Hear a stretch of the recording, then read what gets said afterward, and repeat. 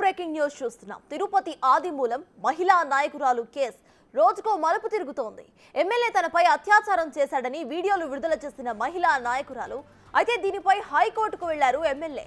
తనపై నమోదైన కేసును కొట్టేయాలని హైకోర్టులో క్వాష్ పిటిషన్ను దాఖలు చేశారు.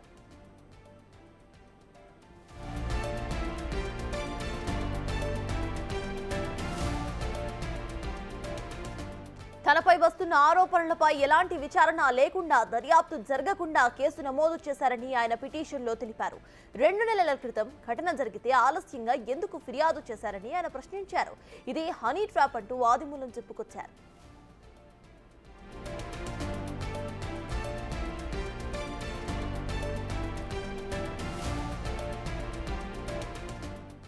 తిరుపతి ఆదిమూలం మహిళా నాయకురాలు కేసు రోజుకో మలుపు తిరుగుతోంది.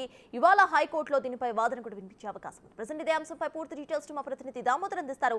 దామోదర్, చెప్పండి, ఇటు ఆదిమూలం క్వాష్ పిటిషన్ దాఖలు చేసినట్టు తెలుస్తోంది. ప్రజెంట్ అప్డేట్స్ ఏంటి?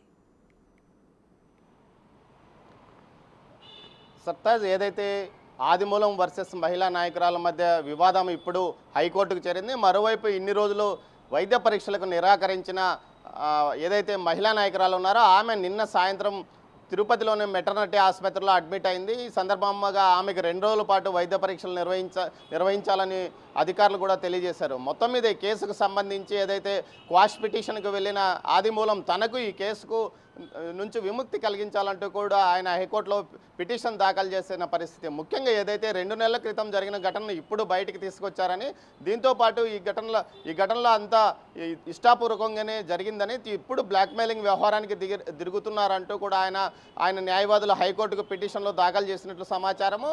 మరోవైపు ఏదైతే దళిత సంఘాలు నిన్న కేవీపురం మండల కేంద్రంలో ర్యాలీ నిర్వహించి ఏదైతే మహిళా నాయకురాలతో పాటు అదేవిధంగా ఆమె వెనక ఎవరున్నారో ఈ కుట్ర కోణాన్ని ఛేదించాలంటూ పోలీస్ స్టేషన్లో ఫిర్యాదు చేశారు. ఈ రోజు నుంచి ప్రతి మండల కేంద్రంలోనూ నియోజకవర్గ కేంద్రంలోనూ దళిత సంఘాల ఆధ్వర్యంలో నిరసనలు తెలియజేసి ఆ తర్వాత ఆ మహిళా నాయకురాలు ఆమె వెనుక ఉన్న వారి మీద కేసులు ఫిర్యాదులు చేస్తామని చెప్తున్నారు. మొత్తం మీద అయితే ఆమె ఈ కేసుకు సంబంధించి ఏదైతే మహిళా నాయకురాలు వీడియోలు విడుదల చేసిందో వాటిని ఫోరెన్సిక్ ల్యాబ్కు పంపించారు. 15 రోజుల తర్వాత ఫలితాలు వచ్చే అవకాశం ఉందంటున్నారు. మరోవైపు ఈ ప్రస్తుతం ప్రసూతి వైద్యశాలలో జరుగుతున్న వైద్య పరీక్షలకు సంబంధించిన ఫలితాలు రావడానికి మరో 15 రోజులు పట్టే అవకాశం ఉందని తెలుస్తుంది. మొత్తం మీద ఈ కేసు సంబంధించి పూర్తి స్థాయిలో విచారణ ఆపుకోవడానికి హైకోర్టు నుంచి స్టే తీసుకురావడానికి ఆదిమూలం యొక్క న్యాయవాదులు కూడా పనిచేస్తున్న పరిస్థితి. దీంతోపాటు ఏదైతే తనకు అన్యాయం జరిగింది, తాను దళిత ఎమ్మెల్యేని కాబట్టి తనకు అన్యాయం జరిగిందంటూ తన శ్రేణుల వద్ద ఆయన చెప్పుకుంటూ సమాచారం. మరోవైపు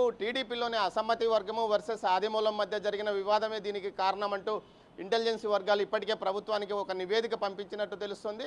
అయితే ఈ మహిళా నాయకురాలు వెనక ఎవరున్నారు, గతంలో స్వతంత్ర అభ్యర్థిగా పనిచేసిన అభ్యర్థి సహకారం ఉందా లేకపోతే మరో నాయకురాలు సహకారం ఉందా అన్న కోణంలో కూడా దర్యాప్తు చేస్తున్నట్టు తెలుస్తుంది. అయితే ఇంటెలిజెన్స్ వర్గాలతో పాటు ఎస్బీ వర్గాలు ఈ కేసు విషయంలో సీరియస్గా పనిచేస్తున్నాయి. మరోవైపు ఏదైతే ఆదిమూలానికి సంబంధించి తనను బలాత్కరించాడని చెప్తున్న మహిళా నాయకురాల యొక్క వైద్య పరీక్షల ఫలితాలు సక్రమంగా వస్తాయా, కేవలం 42 నుంచి 78 గంటల లోపలే ఫలితాలు పూర్తి స్థాయిలో ఏదైతే వైద్య పరీక్షల ద్వారా ఫలితాలు వచ్చే అవకాశం ఉంది, లేకపోతే వచ్చే అవకాశం లేదని తెలుస్తుంది.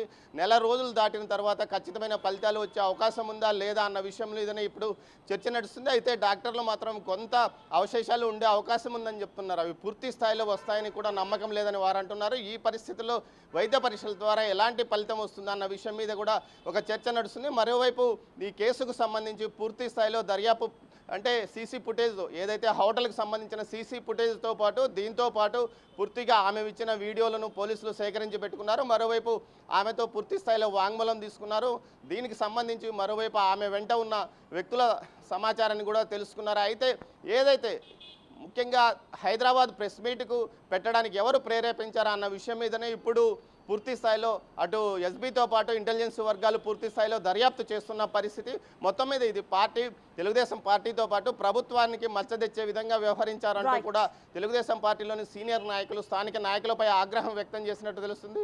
మొత్తం మీద నియోజకవర్గాల బాధ్యుడిగా భావించే ఓ సీనియర్ నాయకుడి వద్ద ప్రస్తుతం పంచాయతీ కోసం చర్చలు నడుస్తున్నట్టు సమాచారం. అయితే అతను మాత్రం పూర్తిగా అధిష్టానమే సీరియస్గా నిర్ణయం తీసుకుంటుంది. ఇప్పటికే ఆదిమూలాన్ని పార్టీ నుంచి సస్పెండ్ చేసిన నేపథ్యంలో తదుపరి పరిణామాలు, కేసులో ఎలాంటి ఫలితాలు వస్తాయి, కేసులో వచ్చే ఫలితాలను బట్టే పూర్తి స్థాయిలో చర్యలు తీసుకునే అవకాశం ఉంటుందని తెలుస్తోంది. సర్తాజ్.